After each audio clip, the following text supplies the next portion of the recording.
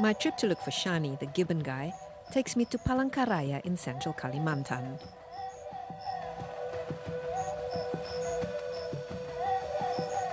Finding him is not difficult. The Frenchman is there to greet me at the Cilikriwut airport, and you can't really miss him in the crowd.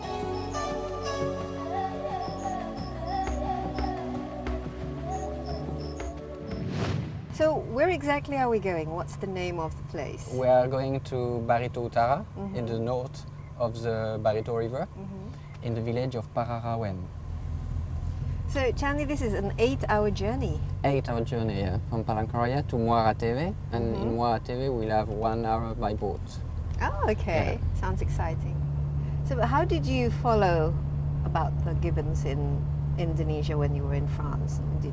Well, from very young I was always fascinated by primates, and the first time I met gibbon was in zoos, in French zoo, when I was 12. Do you still remember the name of the gibbon that you looked at? Of course I do. Washo. Washo. Okay. Female. And you watched her for 5 years? Yes, there are 4 gibbons in that zoo, and I said every Wednesday, because we didn't have school on Wednesday in France, I'm just sitting from the morning to the evening in front of the cage. Your parents weren't worried about you? No, Couldn't you get some real friends, Chanee? Well, at least I was not, playing with my friend in the street, or they feel more comfortable to know their son is just sitting in the front of the cage in the zoo. It's safer. Yes, where the other boys probably watching television. Exactly. In front of the television, Exactly. You're sitting in front of the Exactly. gibbon in the zoo. Wow, that's a wonderful story.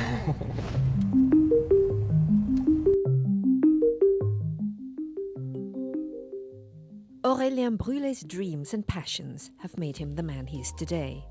Since barely a teenager, he has been obsessed with gibbons, studying them for years after his school hours at a local zoo in France where he lived. His tireless observations gave birth to a book about gibbons that he published when he was only 16 years old, and brought him recognition as a budding expert on this primate that is in danger of extinction. But young Aurélien was not satisfied to study gibbons in a zoo. He was determined to see them in the wild. He went to Thailand, earning him the name of Chanee, meaning gibbon. But it is Indonesia with its many species of gibbons that became his destination of choice. For 14 years now, since 1998, Chanee has set up a gibbon sanctuary and conservation camp called Kalawait near the Pararawen Reserve. The project is now expanded to West Sumatra. The foundation is actively engaged in rescuing gibbons and other wild animals that have been confiscated from irresponsible people who sell and keep them as pets.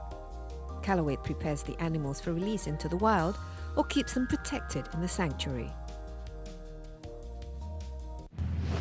So this is your office, This is our office in Palangkaraya? in Palangkaraya. Okay, so what do you do in this office? We are receiving all the animals because we broadcast this address on the radio station. So every people who have a gibbon want to give it to Kalawait, it come here. So it's where we get the animal. Okay, and you get lots of animals? Yeah, dropped here? twice a month we receive a new animal Really? at Kalawait. A lot, from gibbon to sun bear to many kind of Where animals. do these animals come from? The pet trade, and because of the deforestation. And then So what do you do with the animals? We try after? to rehabilitate them to release them back to the wild. Stay, Sam. Ready? Ready? Yeah. You make this journey a lot. Yeah, Between- very often, yeah. Barito. Yeah, I have to spend my time every month 10 days in Barito, in Kalawait, 10 days in Sumatra, because we have also Kalawait in Sumatra, in West Sumatra, so I have to make sure everything is okay there. And at the end I have to spend also 10 days at home, so it's, I'm traveling a lot. Otherwise your children will recognize you.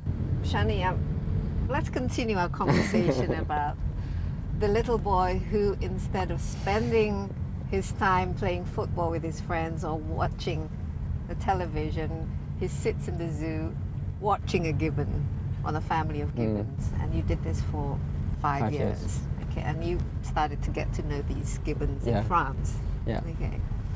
So what did you find out about them during those 5 years, and what did you write about in your book? I was very young, so when I read back my book now, it's just funny. But it was just basic observation of how to take a gibbon in captivity, like how to make a pair. You know, gibbon live together for life with the same partner. So they're like humans. They're like human, yeah, monogamous. And it's not just that simple to put one male and one female in one cage. They have to choose each other, and it's not easy to make a strong pair. So it was about all that and how to take care properly of gibbon in captivity. You said you managed to go to university for 5 months. Yeah. Tell me a little bit about that. Well, after my trip in Thailand, I go to university in the northeast of France to learn about primates. And but very quickly I realized that what I want to do is not studying them, it's to save them. And it's quite different. I want to do action. I want to do things. And not just theories. Exactly.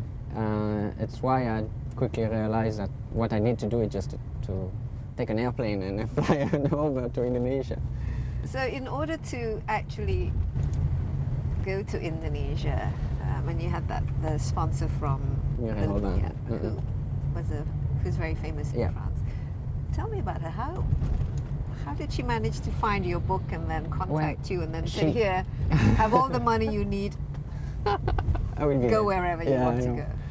Well, she said she wake up in the morning and take a magazine and she opened it and it was an article about me in it. She called my publisher first to get my number, and one day when I was back from my school, I received a call and I said, okay, I'm Muriel Robin. So first of all, I didn't believe her, but I recognized the voice. And she said, okay, I read an article about you. I want you to live your dream. So I will help you and I will always be here for you. Wow. And I was 16, now I'm 33 years old, and she's still here. She's still your mother. She's still my second mother. Yeah, she's a wonderful And she freed you from having to go to university. Exactly. But then you came to Indonesia, and '98 was a very difficult year for Indonesia. And I'm sure the last thing they need on their hands is some kid wanting to go to Kalimantan to look at the gibbon. So how did you manage it? What was the first, when was the first time you... So I arrived in May '98. Jakarta was very busy. Yeah, dangerous place. Dangerous place at the time. And it was on all headlines all over the world. So my family knew about it, Muriel knew about it. But I was so focused, and the French embassy in Jakarta said to me, go back to France, what are you doing with your animals at the time? It was not a good time. But I fly to Borneo, spent 3 months in Borneo, just make a survey to realize how many animals was detained as pets in villages. And so I have a good idea after 3 months of the situation, deforestation and other issue about gibbon conservation. And I head back to Jakarta to try to negotiate the MOU with the Ministry of Forestry.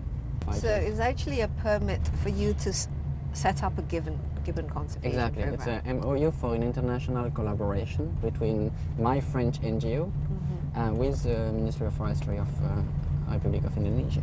Wow, and it's the first of its kind? First gibbon conservation project for Indonesia. And it was hard because everybody was used to work with orangutan and nobody understand why it was important to set up a project for gibbon. And I was very young, so I didn't have any credibility at all in the front of many people. How did you manage to convince them that this is actually... Well, just determination, motivation, going every single day there, saying, okay, maybe you don't believe in me, but you don't have any program yet for gibbon. So you don't have a choice. Nothing is done now. I'm not asking you money.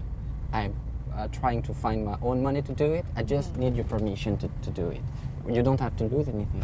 And that was 14 years ago. Yeah, 14 years ago. Yeah.